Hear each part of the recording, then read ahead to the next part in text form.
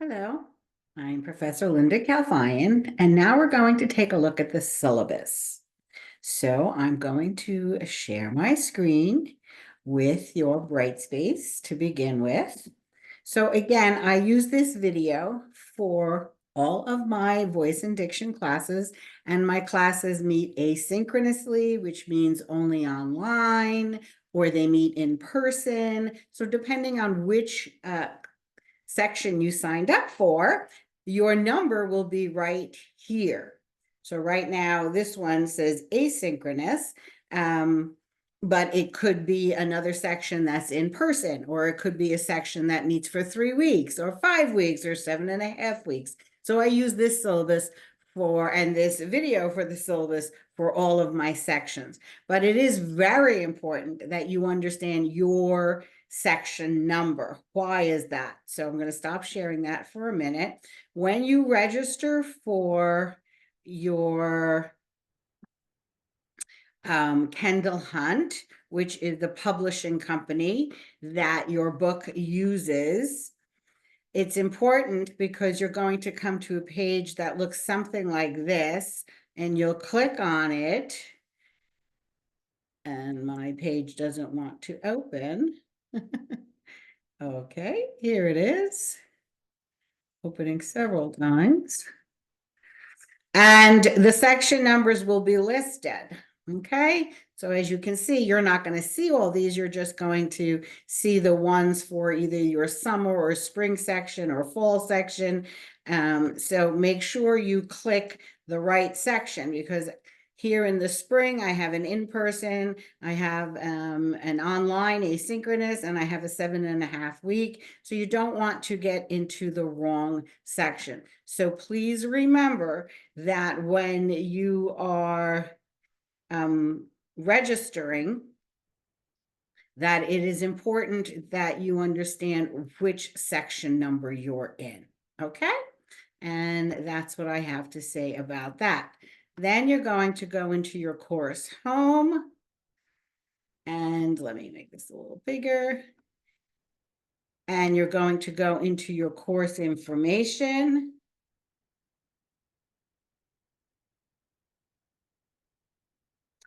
And what you're going to see is a little bit about me, so you can click onto that.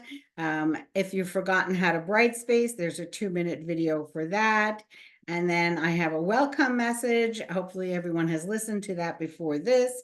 And then this video is going to go in here. And then here is a written version of your instructor's course syllabus. And here's directions on how to log on to or register your Kendall Hunt website. So your book is Voice and Diction Mechanics, and it is published by Kendall Hunt. And within this website, you can have your digital book and read it through that, but all of your exams are going to be there. So you can click here, you'll see the front cover, and here are directions on how to take the exams. Very easy. And then if you have any technical issues, there's a 1-800 number and a website. And if you have any Brightspace issues, which is the college's platform, there's information if you click that. So right now I'm going to go into your syllabus. And as you see, I have listed the sections here. So for this spring, those are my sections. But again, I use this video many times. So you may be listening to this and you're not in a spring class. So the course description is pretty much what I've said in my welcome. I want you to learn that voice and diction, there is a standard form, which we use for career speech or professional speaking, compared to your conversational, which is habitual. You don't think about how you're going to say what you're going to say. And we have regionalisms. We say things differently, different from the standard form of the language. For in this case, you may nasalize some of your vowel sounds here in this region. You may say man, hand, land, and it's man, hand, land. You may say street, stroller, strange, frustrated, and it's a street strange stroll, frustrated. So there are many areas that we have to clear up on for everyone to easily understand what you're saying, no matter where you are. So there is your textbook. You can get the hardcover from the bookstore. And even if when you get the hardcover, when you open up the front cover, there is a silvered section there for you to lightly and take off the silver, and you will see the access code that you need to register. And again, there's information right here for how to register your access. There's also, again, on your course information in your Brightspace, there's a separate file for that. So you could take your time in doing that. If all else fails, there's your web link to help you out. And on your announcements, there's the 1-800 number as well. So in this class, we're going to go over what voice production is. How do we produce voice? We're going to learn the International Phonetic Alphabet. We have different symbols for the sounds, 43 sounds we make. How we say what we say is paralinguistics. And as I gave you an illustration, what are our articulation faults in this region? And then we want to learn about our voice production, our volume, pitch, duration, and quality, and how to use that to our best advantage in adding more meaning to the message. So you can read along there. And again, we have course learning outcomes. So we want you to understand what we're improving upon in voice and diction. What is the relationship between voice and diction? They are different. And again, the production is the ability to understand what respiration is and how is it used for career speech, phonation, resonation. And you can go through, and we will be learning what is manuscript speaking. So we learn to read from a script. Therefore, that will help us to transfer that into other areas of speaking, like impromptu speaking or extemporaneous speaking or conversational speaking, if you wanted to. Okay, so in this course, we have 5 exams. The 5th exam is the final exam.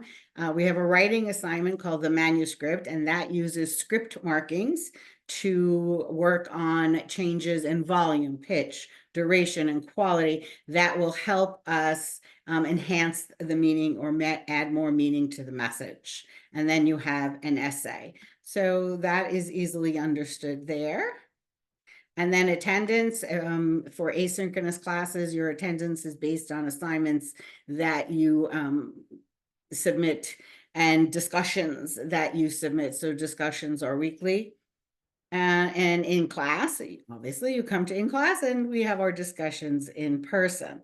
And here is your week by week. So the next thing you're going to do is go into week 1, do your pretest, which is chapter 1 in your book. You don't send me anything. We're learning what self-monitoring is, and everything is explained to you right there because I can't be with you all the time. So you have to learn from listening to yourself and recording your pretest. There's a paragraph. There's also a video explaining it.